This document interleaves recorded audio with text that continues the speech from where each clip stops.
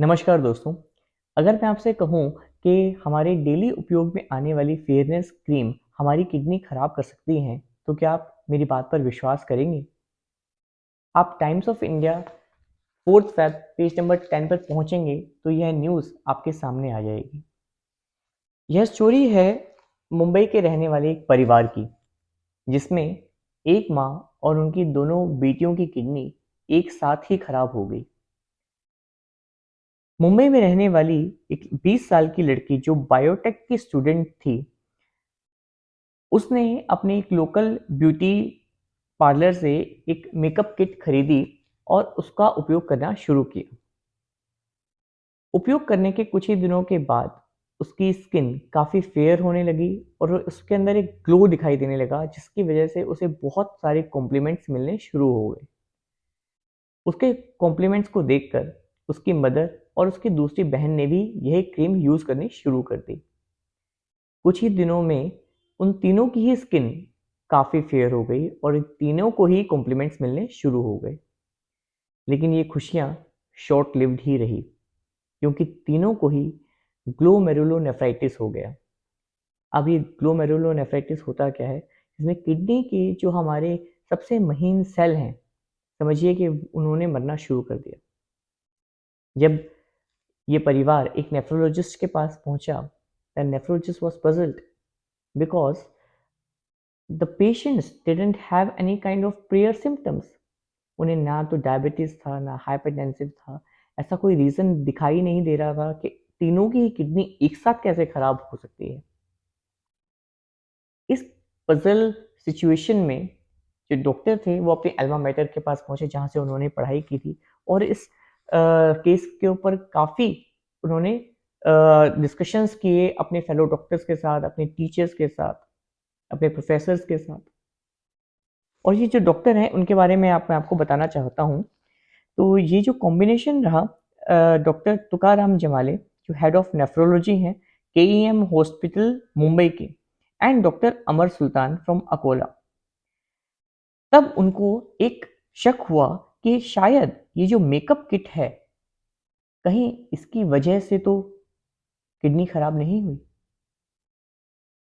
शक को पुख्ता करने के लिए उन्होंने जानकारी जुटाई और उसमें पता किया कि जब एक लड़की को एक इस तरह की क्रीम यूज़ करने को दी गई, उसको काफ़ी अच्छे रिजल्ट्स आए, उसका स्किन फेयर हो गया, ग्लो बढ़ा। उसको देखते हुए उसकी मदर ने और दूसरी बहन ने भी इस क्रीम का उपयोग किया और कुछ ही महीनों के बाद उनकी किडनी खराब हो गई।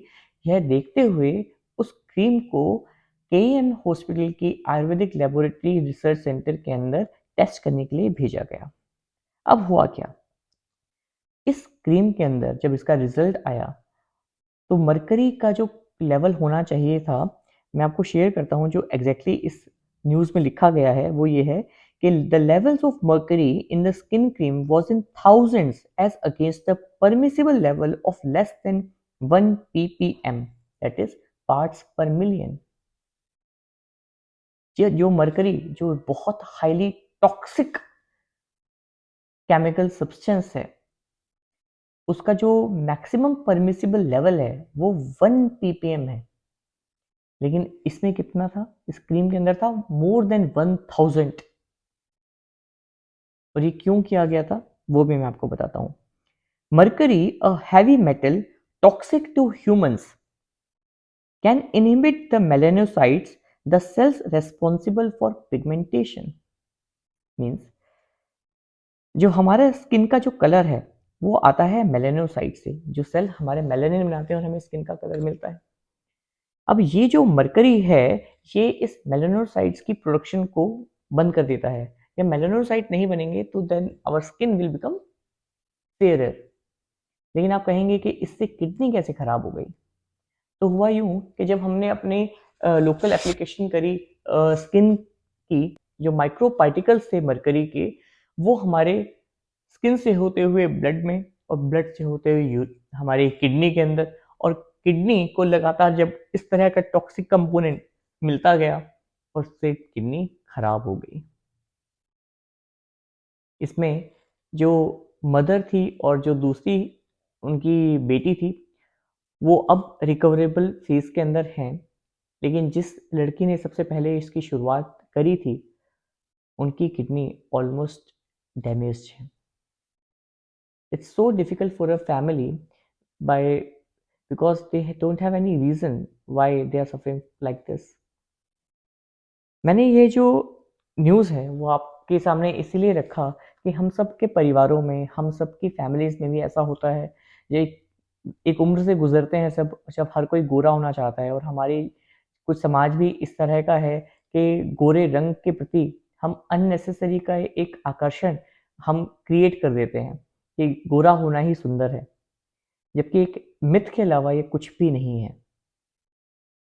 कलर फेयर करने के लिए इस तरह की क्रीम का उपयोग हमारे लिए जानलेवा साबित हो सकता है। ये अब ऑलमोस्ट प्रूव हो गया है। तो ये वीडियो बनाने का जो मकसद है वो यही है कि ईश्वर ने, भगवान ने, अल्लाह ने, खुदा ने, जीसस क्राइस्ट ने, गुरु नानक ने, भगवान बुद्ध ने हमें जैसा भी बनाया है, हमें उसको स्वीकार करना चाहिए। किसी भी आर्टिफिशियल चीज़ों का उपयोग ना करके हम जितना नेचुरल ज़िंदगी जिएंगे, उतना ही स्वास्थ्य हमारा ठीक रहेगा और एक लंबे टाइम तक एक अच्छा जीवन हम जी सकते हैं। तो इस तरह का कोई भी उपयोग, इस तरह के केमिकल्स का प्रयोग ना करें, जिससे आपकी सेहत बहुत ख़राब हो सकती है। अपना बहुत ध्यान रखिए, और इस तरह के जो भ्रामक विज्ञापन होते हैं कि रंग को गोरा करने की, जिस तरह की जो चीज़ें हमारे सामने परोस दी जाती हैं, इनसे हमें गुरेज़ करना चाहिए और इसको हमें डिस्करेज करना चाहिए लोगों को, ताकि लोग इस जानकारी से उनको फ़ायदा हो और इस तरह के चीज़ों का उपयोग वो ना करें। आपको यह वीडियो कैसा लगा ज़रूर बताइएगा, और इस चैनल को सब्सक्राइब करें। Thank you so much.